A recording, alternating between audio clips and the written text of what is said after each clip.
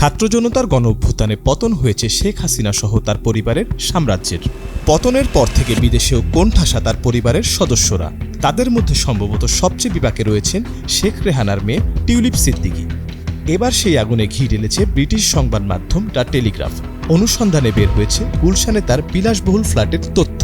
Tulip Siddiq, and in his report, Laurie Magnus, the independent advisor on ministerial standards, acknowledges her paperwork was inadequate, the paperwork around those flats that you were just hearing Paul talk about. But he says, that's to be expected with the passage of time.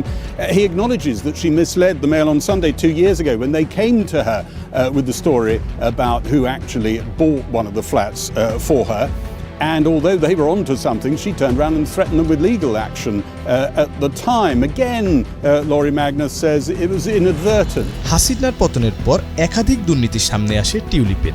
এর জেরে জানুয়ারিতে হারিয়েছেন মন্ত্রীর পদ। চাপ রয়েছে parliamentary সদস্য পদ বাতিলেরও। মজার বিষয় হলো দুর্নীতি বিরোধী মন্ত্রীর দায়িত্বে ছিলেন শেখ মুজিবুর রহমানের এই দৌহিত্র।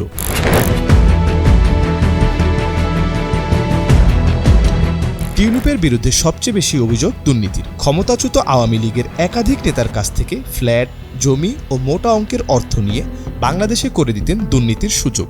এই সংক্রান্ত একাধিক অনুসন্ধানী প্রতিবেদন প্রকাশ হয় আন্তর্জাতিক গণমাধ্যমগুলোতে। এবার যুক্তরাজ্যের প্রভাবশালী সংবাদ মাধ্যম দ্য টেলিগ্রাফে উঠে এসেছে গুলশানের একটি বিলাসবহুল ফ্ল্যাটের তথ্য।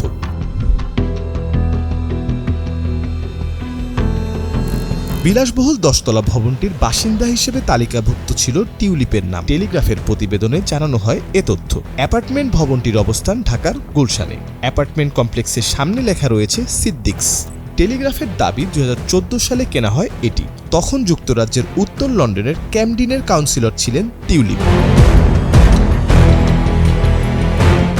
প্রফেসর ইউনূসের নেতৃত্বে অন্তর্বর্তী সরকার ক্ষমতা নেওয়ার পর টিউলিপ সিদ্দিকীর বিরুদ্ধে 80,000 কোটি টাকার দুর্নীতির অভিযোগে নতুন করে তদন্ত শুরু করেছে বাংলাদেশের দুর্নীতি দমন কমিশন।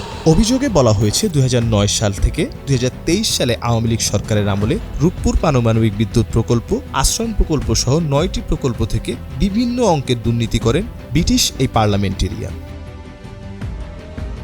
মির্জা সানোয়ার হোসেন, কালের কণ্ঠ।